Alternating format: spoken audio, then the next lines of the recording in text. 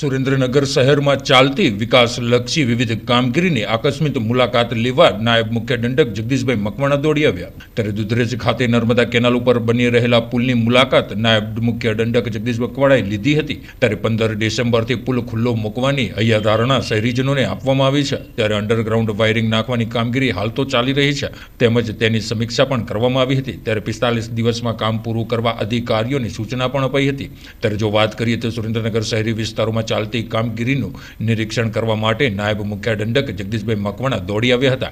ત્યારે સુરેન્દ્રનગર સિટી વિસ્તારમાં હાલના તબક્કામાં અંડરગ્રાઉન્ડ વાયરિંગ નાખવાની કામગીરી શરૂ છે અને 3 કરોડ રૂપિયાના ખર્ચે આ કામગીરી પીજીવીસીએલ વિભાગ દ્વારા કરવામાં આવી રહી છે.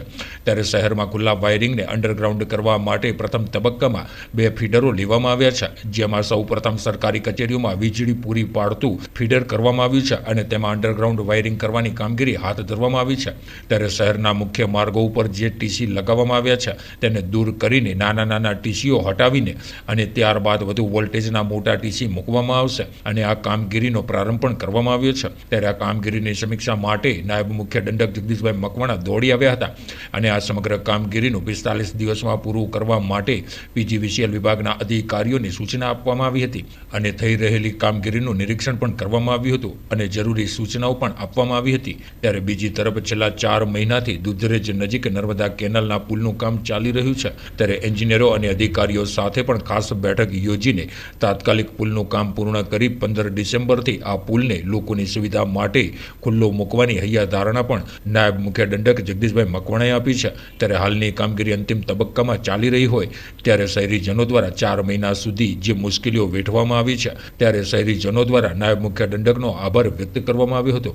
ત્યારે 15 ડિસેમ્બરથી જે પુલ ખુલ્લો મૂકવામાં આવશે ત્યારબાદ દૈનિક 10,000થી વધુ વાહન ચાલકોને થશે ફાયદો, જેમાં કચ્છ, માલવણ, પાટડી, બહુચરાજી, ધ્રાંગધ્રા જવા માટેના વાહન ચાલકોને ફાયદો થશે અને એસટીની બસોને પણ બસ સ્ટેન્ડ સુધી આવી શકશે, જેને લઈને મુસાફરોને પણ ફાયદો થશે. ત્યારે 15 ડિસેમ્બરથી પુલ ખુલ્લો મૂકવાની તૈયારી નાયબ મુખ્ય દંડક જગદીશભાઈ મકવાણાએ દેખાડી છે. સુરેન્દ્રનગર શહેરમાં પીજીવીસીએલ દ્વારા ગત તારીખ 13મી નવેમ્બરે મેજ મારા હસ્તે આ શહેરને વાયર મુક્ત બનાવવા માટે અંડરગ્રાઉન્ડ કેબલિંગ નાખી અને ખુલ્લા વાયર દૂર કરી અને બહારના જે થાંભલાઓને દૂર કરી અને આ શહેર સુંદર અને રળિયામણું બને એ પ્રકારનું કામ આ શહેરની અંદર થઈ રહ્યું છે. જેમાં પાયલોટ પ્રોજેક્ટ તરીકે 2 ફીડર છે, એક પાવર હાઉસ ફીડર અને બીજું હાટકેશ્વર ફીડર. એટલે 13 તારીખે શરૂ કરેલી કામગીરી હું માનું છું કે 45 દિવસમાં આ કામ સંપૂર્ણ રીતે પૂરું થઈ જશે અને શહેરમાં ઘણા બધા વિસ્તારની અંદર કે 100ના ટીસી હોય કે 150ના ટીસી હોય તો એ બધા ટીસી મર્જ થઈને 500નું એક ટીસી એ પ્રકારે 3-4 ટીસીને સંમિલિત કરી અને એક મુકાઈ જશે. એટલે એ પણ જગ્યા જે શહેરમાં જાહેર રસ્તા ઉપર રોકાયેલી છે એ દૂર થઈ જશે અને આ શહેર માટે આપણે સૌ એક ગૌરવ અને આનંદની લાગણી અનુભવીએ કે સરકાર દ્વારા જે પીજીવીસીએલ કંપનીના માધ્યમથી આ સરસ મજાનું કામ થઈ રહ્યું છે. ત્યારે અમારા માનનીય મંત્રી શ્રી ઋષિકેશભાઈ પટેલ અને રાજ્યકક્ષાના મંત્રી કૌશિકભાઈ વેકરિયા સાહેબનો પણ આભાર માનું કે એમને આ કામગીરીની શરૂઆત કરાવેલ.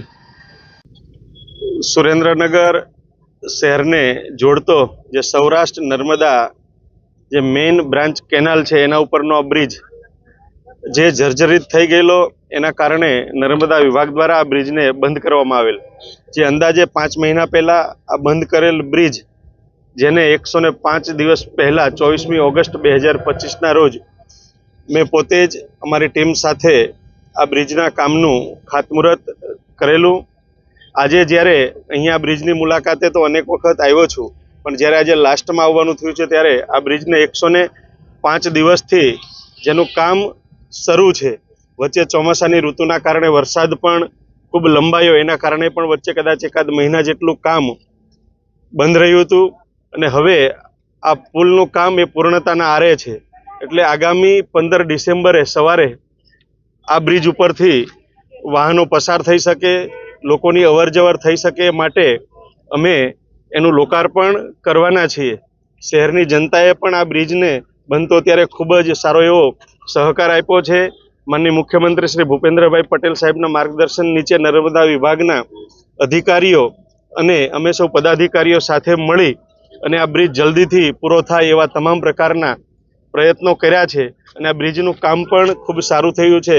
215 ફૂટ જેટલી લંબાઈનો આ બ્રિજ 1,23,00,000ના ખર્ચે નિર્માણ પામ્યો છે અને પુનઃ આ બ્રિજ ચાલુ થતાં લોકોને અહીંયા મુસાફરી કરવામાં અને અવરજવર કરવામાં ખૂબ સારી એવી સગવડતા પ્રાપ્ત થશે.